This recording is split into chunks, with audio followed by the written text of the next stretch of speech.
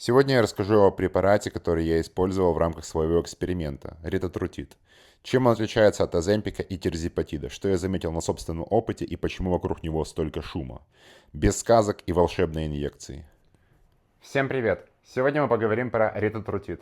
На август 2026 года препарат по-прежнему является исследовательским и пока еще не одобрен для публичного доступа. Поэтому я никому не рекомендую повторять мой личный опыт.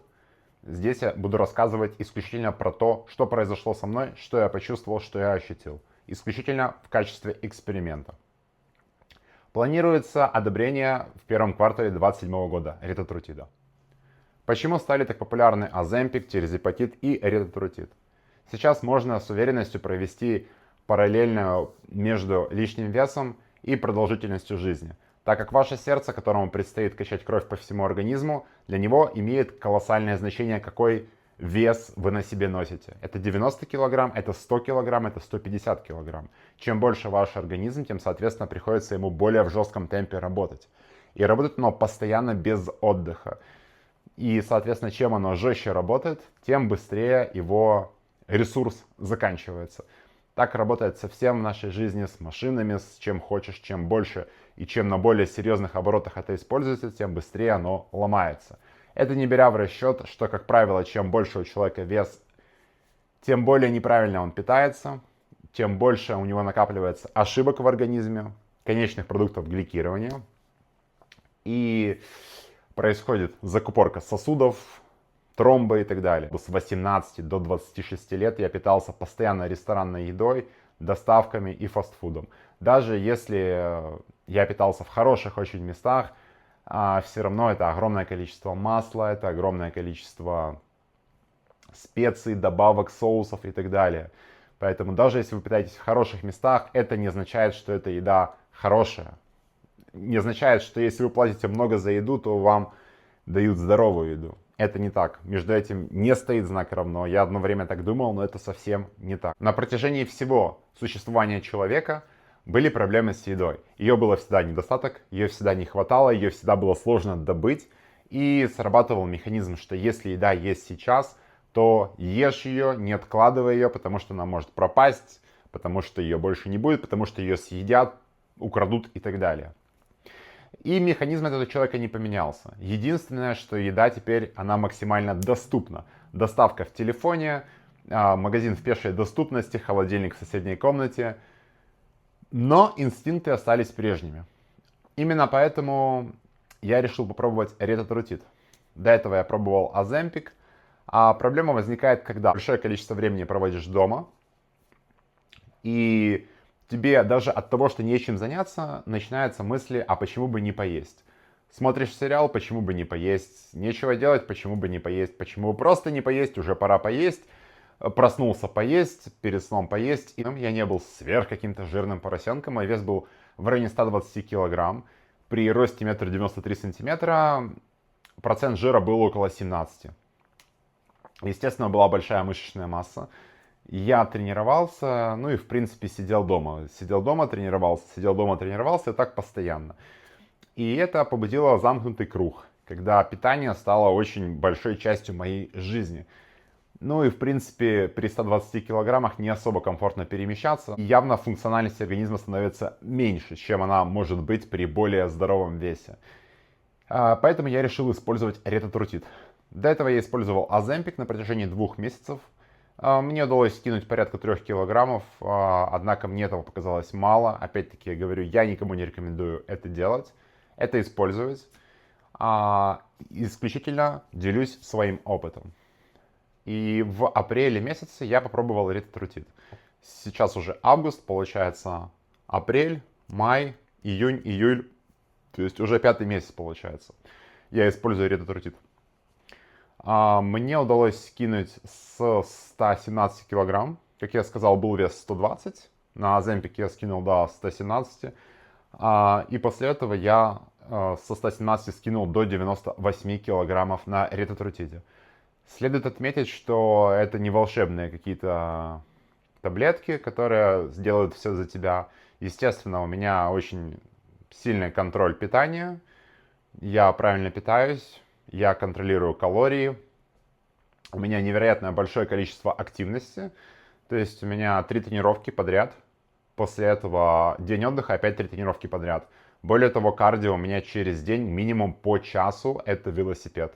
И сюда я не учитываю ходьбу, потому что ходьбы у меня ежедневно минимум 8-10 километров, помимо всего прочего. Поэтому энергозатраты у меня очень большие. Это не является решением всех ваших вопросов. Нет. В первую очередь, решение ваших вопросов – это дефицит калорий. В данном случае ретротрутит может немножко помочь. В данном случае мне он помог контролировать голодание. А как я начинал питаться, когда начал использовать ретротрутит? Питание я поменял на ОМАД. ОМАД это переводится one meal per day, или же один прием пищи в день. А вместо того, чтобы есть целый день, один прием пищи в день себе сделал. Я сказал, что я могу за этот прием пищи есть все, что я хочу, но он будет один раз в день. То есть я ходил вечером в зал поздно и приходил после зала, заказывал себе много еды и потреблял ее за один раз. Я не говорю, что это делать правильно или повторяйте за мной, я рассказываю про свой опыт. Это мне помогало сократить количество калорий, потому что за один раз я не мог съесть такое количество еды, как я съедал за весь день. И на первых этапах мне это помогало сушиться. С этого я начал добавлять больше активности, я стал еще больше ходить, тренировки стали гораздо более интенсивные. Я полностью поменял свое отношение к еде. Я полностью пересмотрел свое отношение к еде. Учитывая, что я занимаюсь в зале более 12 лет, за эти полгода я настолько углубился в питание, что я за эти полгода реально усвоил больше, чем за предыдущие 12 лет в зале. Я до этого просушивался без всяких ретротрутидов, без всяких оземпиков и делал соревновательную форму, однако у меня не было понимания в питании. У меня было понимание, как скинуть вес на короткое время, на время к соревнованиям или время там, к лету или к какому-нибудь еще дате. Но у меня не было понимания, как сделать, как отбалансировать свое питание, чтобы оно было на протяжении всего времени. На протяжении всего времени, чтобы тебе было комфортно питаться, потому что всегда с питанием, когда я сушился, у меня были какие-то издержки. Я всегда себя чувствовал слабым, мне всегда ничего не хотелось сделать. То есть я резал калории и, в принципе, ловил вот такую вот апатию, можно сказать. То есть в связи с тем, как моя форма улучшалась, я себя чувствовал все хуже. В данном конкретном примере я колоссально увлекся питанием. И моя задача стояла не в том, чтобы просушиться к конкретной дате. Моя задача стояла в том, чтобы поменять полностью стиль жизни, поменять полностью подход к питанию, чтобы я мог питаться так, как я хочу, здоровыми, хорошими продуктами на протяжении всего времени, чувствовать себя хорошо, не какой-то конкретной дате, а всю мою жизнь, чтобы полностью поменять свой подход к питанию и к жизни. И это у меня получилось сделать. По ощущениям. Когда я только попробовал препарат, первые пару дней я почувствовал, что мне не лезет еда.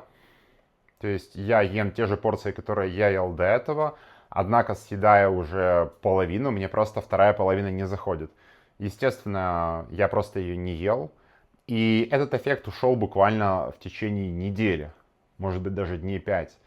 И моя пищевая привычка, мой основной объем еды вернулся к тому, который у меня был до этого. То есть по факту особо ничего не изменилось. Единственное, что я почувствовал, мне стало проще держать ОМАД. Мне стало проще целый день ходить голодным. Вот и все, что я почувствовал. В целом я считаю, что ретротрутид, он не сжигает за вас калории. Он не делает потребление ваших калорий, например, если у вас базовый обмен калорий там 2000, он не делает из них 3 или 2,5. Максимум, что он может сделать, там повысить на 50, на 100 калорий в день ваши бытовые траты. Но это ничтожно мало. Вы можете посмотреть, сколько в одном сникерсе, там порядка 400 калорий. То есть 50-100 калорий это ничего. Он помогает терпеть голод, он помогает поменять отношение к еде. Во всяком случае, у меня так произошло. Я совсем по-другому смотрю на продукты. Вот. При этом я себе ничего не запрещаю. То есть, если мне захочется... Вначале у меня это произошло просто в какой-то невероятный фанатизм. То есть вначале я полностью переключился на максимально здоровое питание. И даже какая-то небольшая погрешность, даже какой-то такой продукт, ну, условно, как фрукт, у меня был в питании непозволительный. Нет, у меня должны быть только крупы, у меня должно быть только мясо, стейки, креветки, кальмары, омары, вот такая вот продукция. Все. Ну, естественно, большое количество овощей. Фрукт это фруктоза, нет, как я могу их себе позволить. По мерам того, как я начинал все больше узнавать о питании, я понял, что нет ничего плохого в том, чтобы себе иногда что-то позволять. Более того, если я нахожусь там в аэропорту или в отеле или где-то еще, я могу спокойно набрать себе и сладости, и вкуснях, и всего остального. Просто это не делает никак плохо моей форме. Почему? Потому что если ты держишь, например, 320 дней в году питание хорошее, тренировки и все остальное, то какие-нибудь 20 дней в году никак не повлияют на твою форму. Во всяком случае, колоссально не повлияют, особенно если ты следишь за колоражом. Занимайтесь своим питанием, занимайтесь спортом, занимайтесь физкультурой, занимайтесь кардионагрузками, силовыми, плаванием, чем угодно. Просто занимайтесь. Вот, в принципе, посыл этого ролика вот такой вот. Я рассказал всю правду, что я почувствовал, что, в принципе, наверное, и все. Такой вот получился сумбурный ролик. Надеюсь, кому-то было интересно.